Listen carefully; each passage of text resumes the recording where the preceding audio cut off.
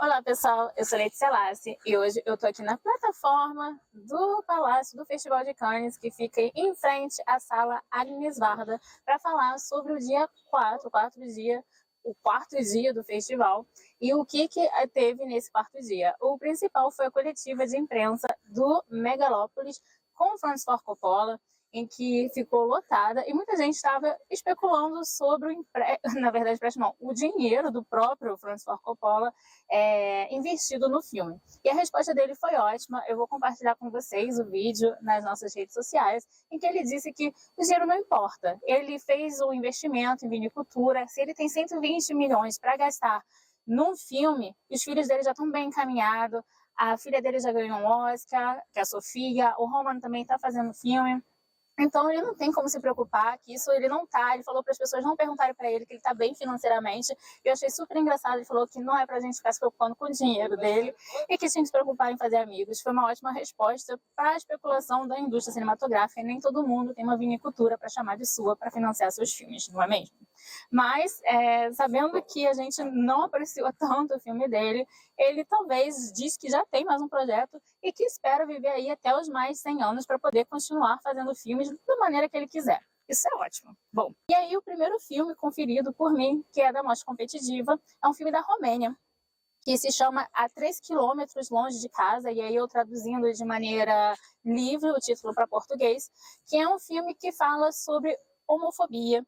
E ele é um filme bastante pertinente, está aqui nessa mostra competitiva, porque ele vai contar a história de um garoto que é agredido no meio da rua por pessoas do seu... Ele mora num vilarejo, e aí a gente vai mostrar essa agressão, os pais vão prestar queixa, mas quando eles descobrem que os garotos desse vilarejo bateram nele porque ele estava beijando um outro cara, que era um turista na cidade, eles vão e ficam contra o menino, e aí eles vão passar a agredi-lo emocionalmente, moralmente, e até chegar aos pontos de fisicamente, para poder dar um corretivo nele, porque eles têm medo da vergonha que isso vai trazer para eles naquela cidade. E tudo que um garoto quer é sair dali, é fugir, ir para Bucareste, que é a capital, para poder sair desse sistema, né, opressor que ele está vivendo.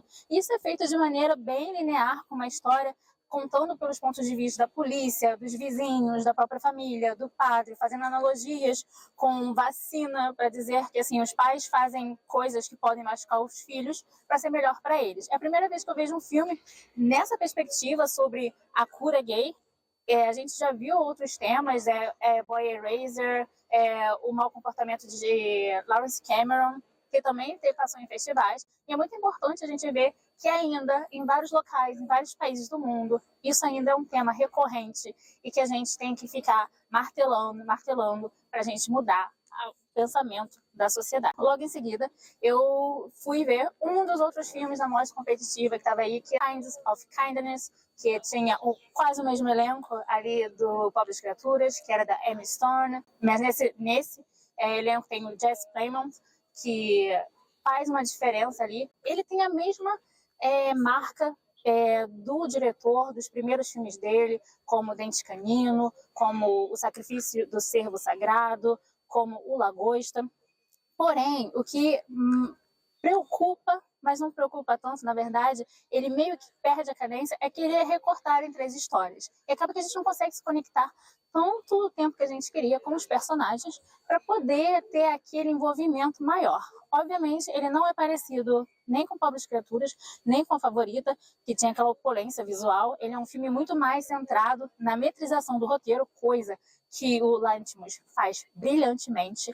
A gente fica se perguntando o que tem na cabeça desse homem para ele conseguir criar histórias tão contundentes e tão horripilantes, porque elas são muito centradas na nossa, fora do nosso cotidiano, mas centrada na nossa subjetividade, em que assim, a gente dá um passo errado, a gente pode tombar ali onde ele quer nos levar. E ainda no quarto dia, eu ainda conferi mais dois filmes. O Canadá, que também está na mostra competitiva, do Paul Schreiner, que é uma adaptação literária com o Richard Gere e o Jacob Elord. Os dois interpretam o mesmo personagem, sendo que em épocas diferentes. É um filme muito tocante, que me lembra também a história do filme My Father, que teve uma nomeação para o Anthony Hopkins, que fala sobre a demência, o Alzheimer, as pessoas que estão ali perdendo o seu próprio eu, embaralhado nas memórias. E é um filme que vai passando um documentarista ganhador do Oscar, que vai fazer um documentário sobre a própria vida, e nesse ele vai fazendo várias declarações sobre o que foi na vida dele, mas ele está tão confuso porque ele está ali nos seus últimos dias, e na verdade a gente sabe, porque no início a narrativa diz que ele fez esse documentário, foi uma das últimas coisas que ele fez antes da sua morte, e que ele vai contando histórias que as pessoas não ouviram, confundindo com memórias inventadas, memórias vividas, e é um pouco essa decadência do que a gente perde durante o que acontece no cérebro, a deteriorização, que a gente não tem controle e a gente tem que lidar com isso. E aí, para finalizar a noite, a sessão da meia-noite, a primeira vez que eu fui uma sessão da meia-noite, começava meia-noite, terminou às 2 da manhã, com o filme do Nicolas Cage. Eu falo no filme do Nicolas Cage porque realmente ele é o produtor do filme, e além disso o filme começa com Nicolas Cage and The Surfer. O filme é ele, é para ele, o personagem foi feito para ele, é com o Logan Fingeman, o diretor do Vivário. Se vocês já viram Vivário, ele está disponível em algumas plataformas. É um filme que faz uma diferença entre meio psicodélico, com vingança, com tipo de heroísmo, misturado com uma relação ali entre familiar, algo que eu já vi bastante em Vivarium, que tem várias camadas, e cada camada que puxa vem uma outra camada mais subterrânea, que mistura coisas do inconsciente com o medo das pessoas no real, mistura as paisagens oníricas com coisas que você projeta pelo futuro.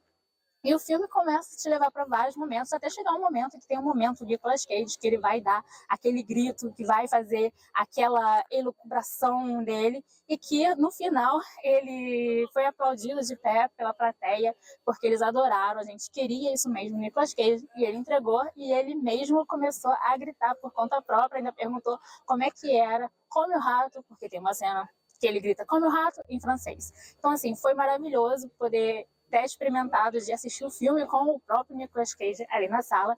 E esse filme ele vai entrar naquela categoria de assim, filmes honorários, não é um filme para ser levado a sério, é um filme que tem até uma mensagem, mas é para ser divertido e compartilhado de forma de plesanteria, de zombaria.